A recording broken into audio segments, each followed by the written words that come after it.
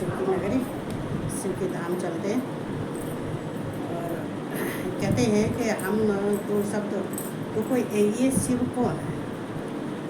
ये शिव घोर भी हैं, अघोर भी हैं, और शमशान में रहने वाले अविनाशी भी हैं। चूँकि शमशान में भस्म लगा के घूमते हैं, लेकिन अविनाशी हैं।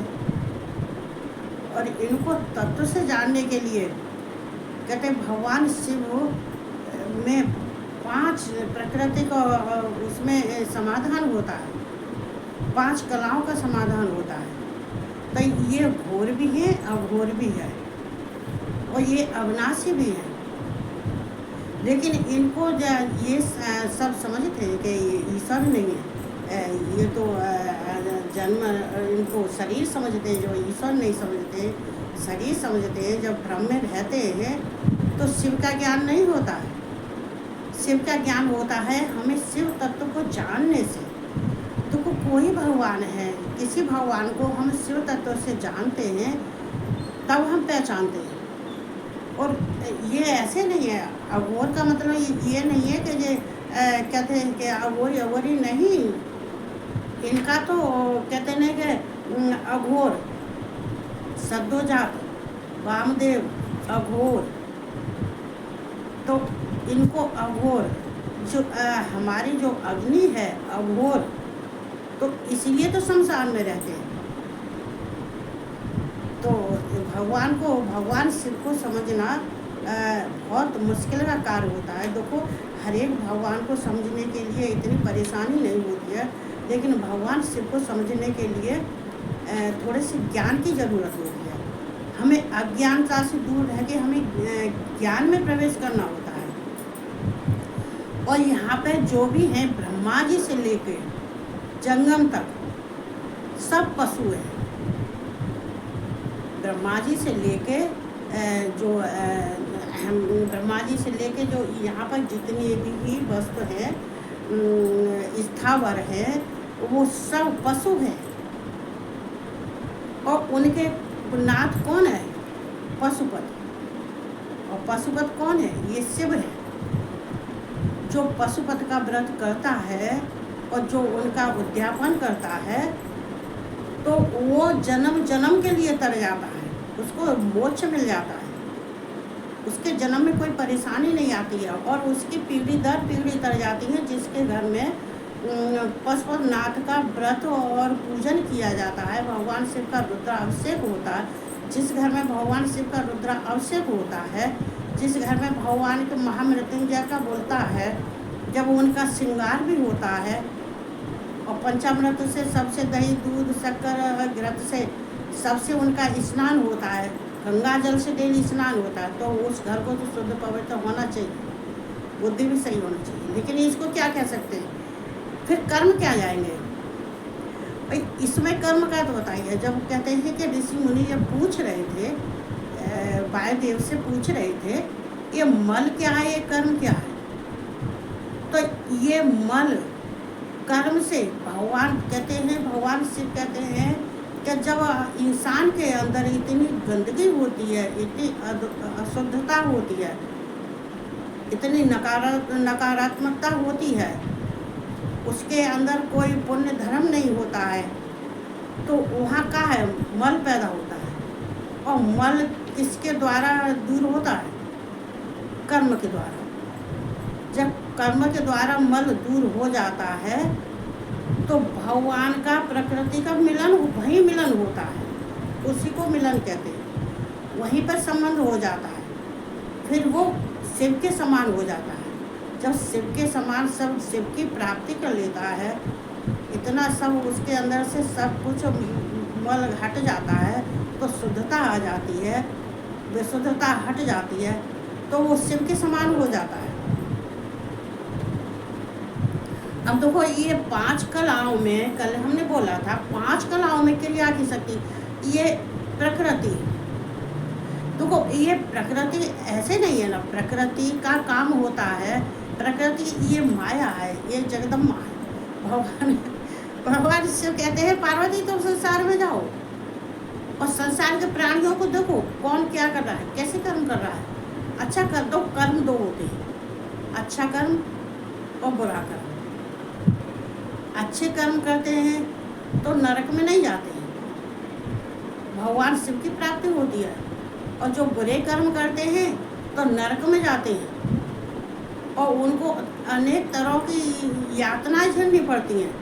और क्या क्या झेलनी पड़ती हैं तो ये तो भगवान ही जाने क्या क्या झेलनी पड़ती हैं। हालांकि इस पुराण में बहुत है पर मैंने सुना है नहीं, चूँकि मुझे पढ़ने में भी जी ढलाता है कि ये क्या क्या होता है, लेकिन आदमी प्राणी नहीं समझता।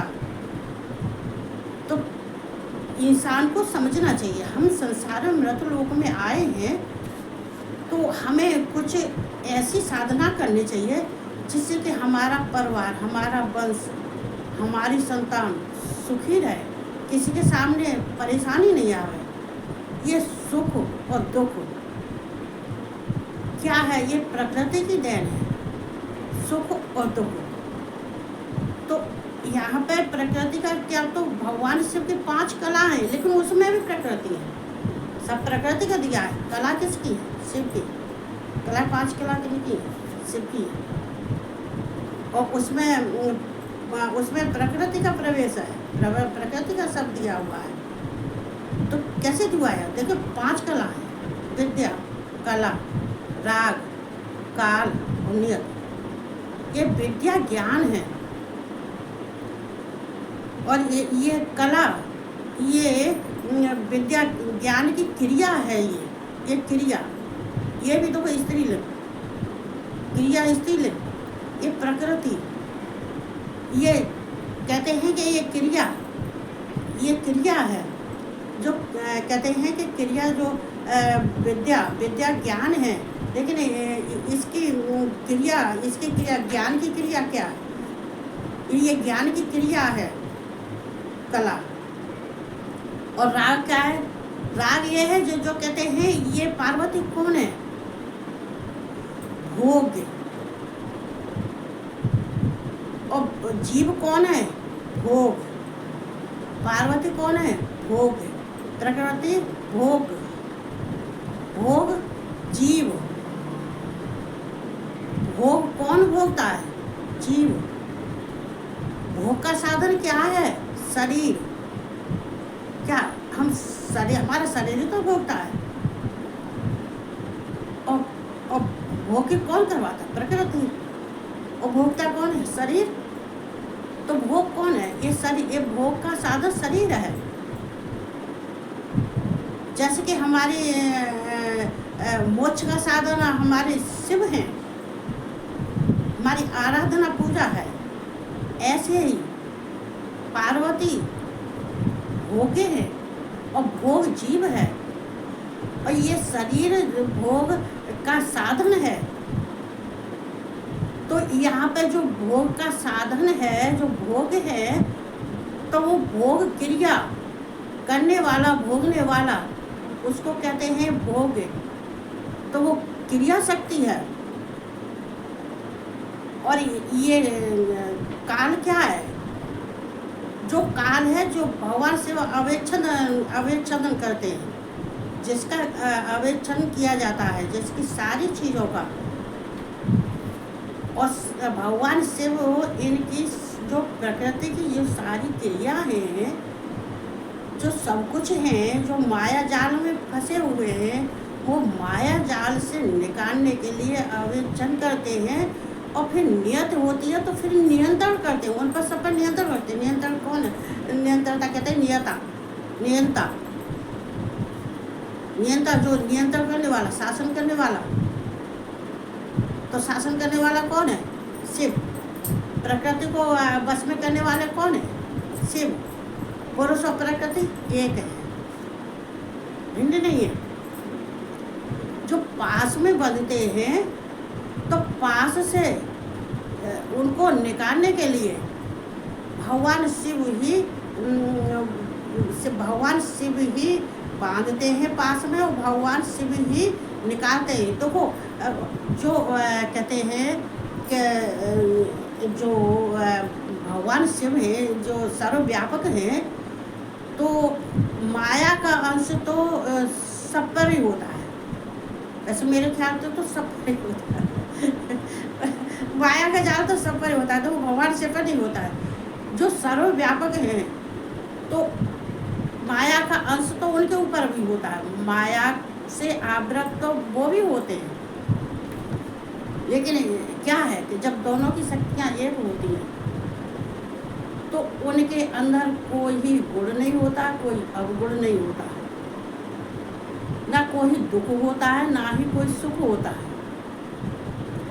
अब ये दुख सुख की हम बात बताएंगे तो को आदमी इंसान को तो कुछ समझनी चाहिए, बहुत समझने वाली बात है। कहते हैं ये शिवपुराण जब से मैंने पढ़ना शुरू किया है तब से मुझे भी ज्ञान हो गया है। हकीकत में इसको पढ़ लेती थी रख देती थी, पढ़ लेती रख देती थी, पढ़ लेती रख देती थी, लेकिन इसको पूर्ण ज्ञान तो मुझे ज्ञान था लेकिन अनुभव इतना नहीं था। अब मैं आपको समझाऊंगी, किसी को बताऊंगी तो खुद मुझे भी तो समझना होता है, किसी को समझाने के लिए हमें भी तो समझना होता है। क्या समझाएंगे किसी को जब हमें ही समझ नहीं है, हम ही अज्ञान है, तो दूसरे को ज्ञान देने के लिए हमारा कोई अधिकार नहीं है और कोई अधिकार बनता भी नहीं है। तो थोड़ा सा ज्ञान लेने के लिए तो हम कहते हैं यहाँ शिव, तो ये कहते हैं देखो इनकी शिव की देखो 5 क्रिया, 5 तन मात्र। देखो 5 तन मात्र, पहले तो देखो ये क्या है, जब प्रकृति और पुरुष एक होते तो प्रकृति ये माया, ये जो माया है, जो प्रकृति है, जो माँ पार्वती है, जो जगदम्बा है, उनके अंदर तीनों गुण हैं। 3 गुण आए कहाँ से? ये सत और रज और तम, ये कहाँ से आए? भगवान शिव से नहीं आए, ये माया में ही होते हैं, ये पार्वती और लक्ष्मी में ही होते हैं। ये लक्ष्मी पार्वती एक ही है, क्योंकि लक्ष्मी की तो मैंने कहते हैं कि ये लक्ष्मी तो पूरी माया है। पता ना किसी के घर में घुस जाए और कितना सामान लक्ष्मी बनते अलोप कर दे और किसको इतनी दे दे कि आदमी फल फूल लाए और पैसों में गड़ा पड़ा है, तो किसकी माया? लक्ष्मी की माया। किसकी माया? पार्वती की माया। ये तीनों गुण इन्हीं से उत्पन्न हुए। तो देखो हम जब भी कहते हैं, कभी कभी इंसान कहते हैं कि स्त्री का क्या काम है, स्त्री का क्या करती है, औरत क्या करती है, स्त्री क्या करती है? स्त्री नहीं करती है तो आदमी कुछ नहीं कर लेता है। घर की गृहिणी स्त्री अगर शुद्ध पवित्र पुण्यात्मा है तो वो लक्ष्मी है। हर एक लक्ष्मी नहीं होती है जो गलियों में घूम रही है, इसके लिए हम क्या कहें? अब हम अपनी मुँह से तो कुछ नहीं कह सकते, लेकिन सुनते भी हैं, देखते भी इनके बारे में तो कुछ नहीं कह सकते। लेकिन जो पुण्य आत्मा स्त्री है वो घर की साक्षात लक्ष्मी है। जब तक लक्ष्मी घर में खड़ी नहीं होगी तब तक आदमी कितने ही करोड़पति हो जाए उसके बरकत नहीं होगी, पद कौन सा भी ले लेगा, भगवान की प्राप्ति नहीं होगी।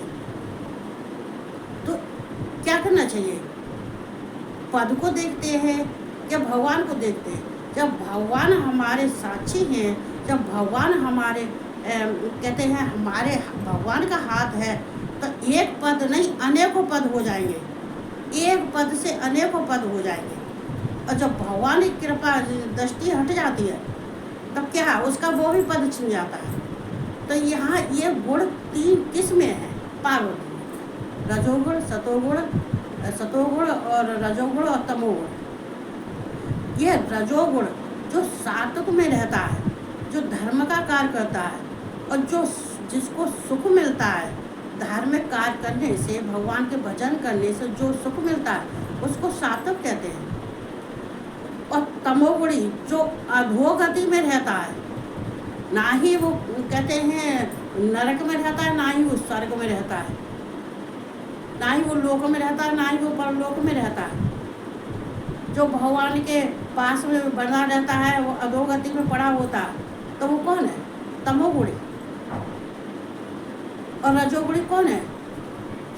जो जड़ है, जो मोह माया में पड़ा हुआ है, जो जड़ की तरह से रहता है, एक जगह बैठे बैठे काम करना और कुछ करना नहीं, कभी भगवान का ध्यान नहीं करना, कभी भगवान के दर्शन नहीं करना, कभी भगवान के पूजा पाठ नहीं करना। लेकिन उसको भगवान कहते हैं कि तू चल चल आगे चल, और कर और कर और कर, तेरे घड़ा भर जाएगा।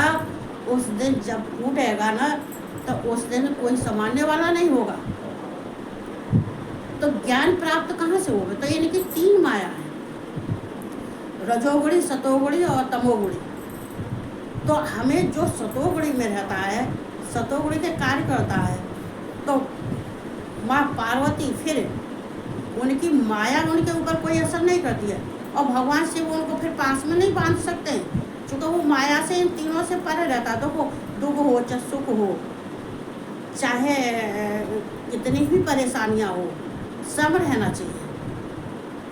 ना ही किसी सुखी में आते सुखी रहना चाहिए, ना ही किसी आते दुखी में दुख मनाना चाहिए।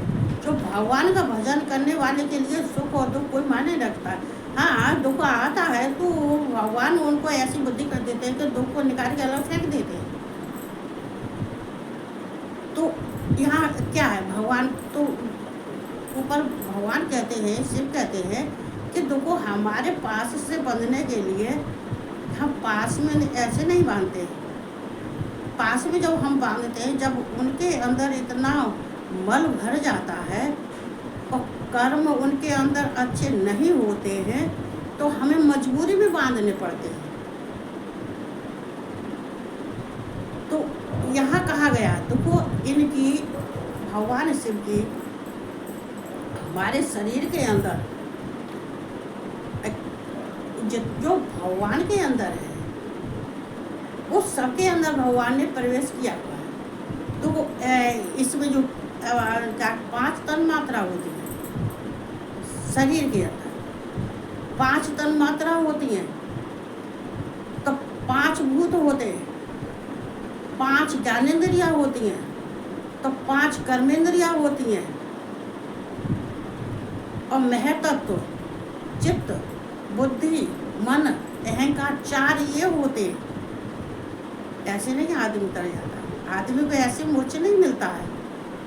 ऐसे मोक्ष मिलने का कार्य तो करते हैं, लेकिन मोक्ष ऐसे मतलब आसानी से मोक्ष नहीं मिलता है। ये 24 होते हैं।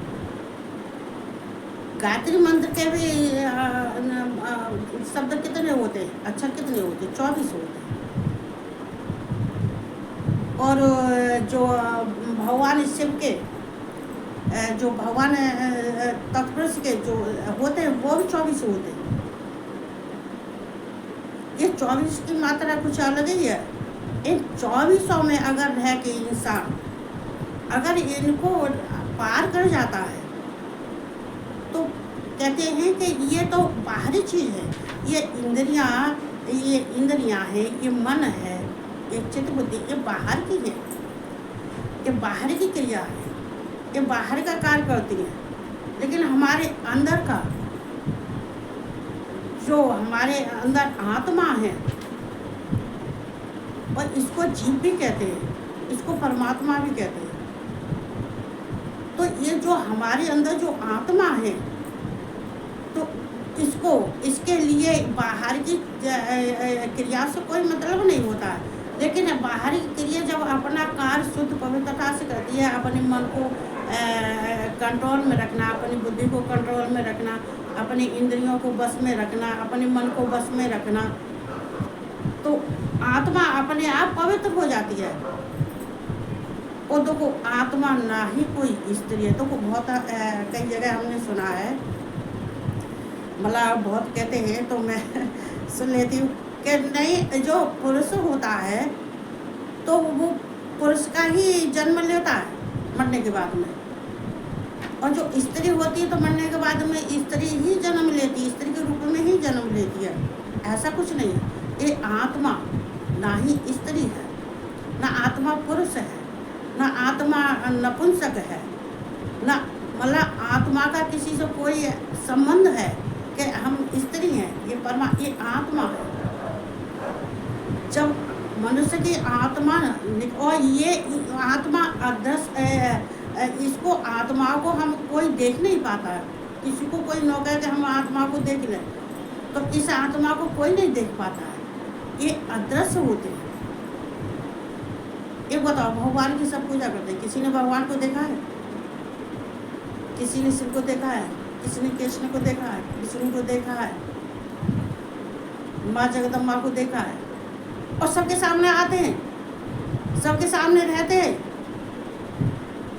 माँ सबके सामने बच्चे के रूप में आ जाती हैं, छोटी बच्ची के रूप में आ जाती हैं, वृद्ध के रूप में आती हैं, राधा रानी भी अपने आती हैं और किसी रूप में आती हैं, लहंगा ओढ़नी पहन के आती हैं, चाहे मोटी हो के आवे, जब पतली हो के आवे, तो छोटे बच्चे के रूप में आवे।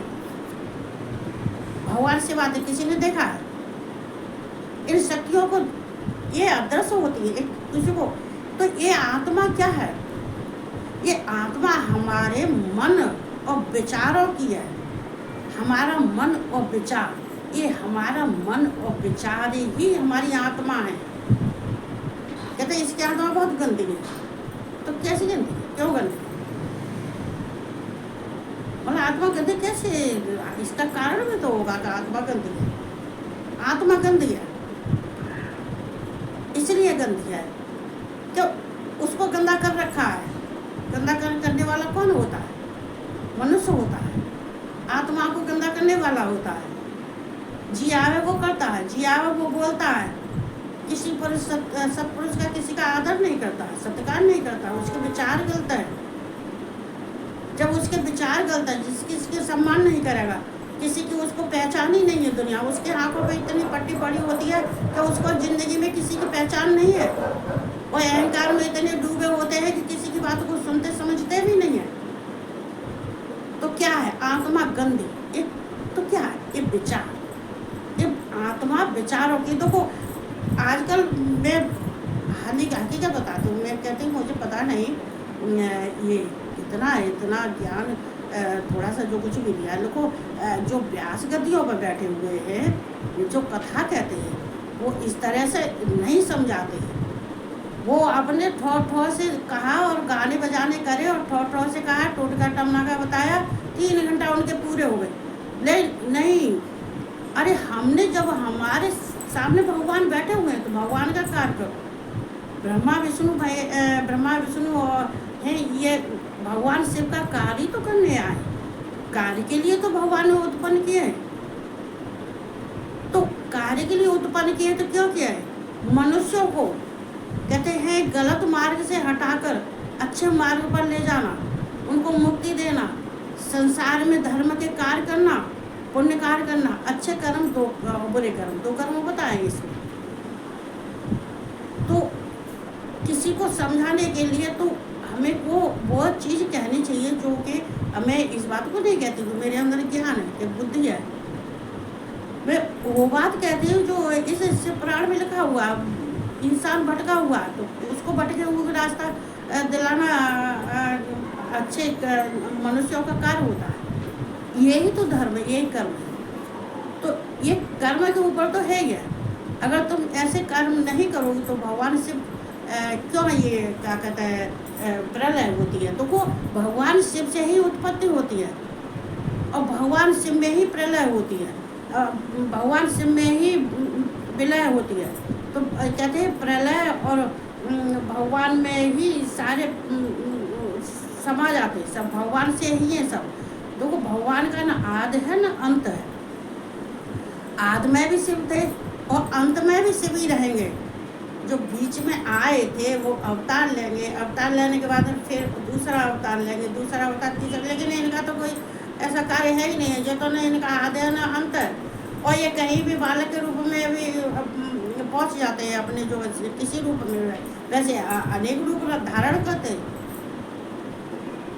तो ये समझने वाली, तो ये आत्मा हमारे विचारों की है। इस आत्मा को कोई देख नहीं सकता, ये सूक्ष्म है, ये इसको कोई न देख सकता है और ना ही इसके बारे में कुछ जान सकता है। ये विचार ही है, ये विचारों की आत्मा है। अब विचार कैसे रखते हैं वो तो भैया अब आप ही जाने सब, जो कैसे रखते हैं, क्या करना चाहिए। तो हमें भगवान तो यहाँ ये 5 कला है, तो ये 5 कलाओं के बारे में बताया है। ये तन मात्रा ये 24 है। इन 24 के अंदर इंसान फंसा हुआ है, बना हुआ है। तो हमें भगवान शिव के लिए तो यहाँ वायुदेव उनको ऋषि मुनियों को ये सारा कुछ समझाते हैं। कहते हैं कि ये पुरुष और प्रकृति भिन्न नहीं है, एक समझना चाहिए। और हमें भगवान का ज्ञान लेने के लिए सर्वप्रथम हमें अपने विचारों को शुद्ध करना चाहिए। तो वो हमारे मन वाणी शुद्ध नहीं होंगी तब तक हम भगवान के चरणों में हम जा नहीं सकते। भगवान उसको बुलाते भी नहीं है। तो यहाँ 5 जो कलाएं बताई थी वो कला ये ही है। और वो कला में कौन है? ये वो पार्वती।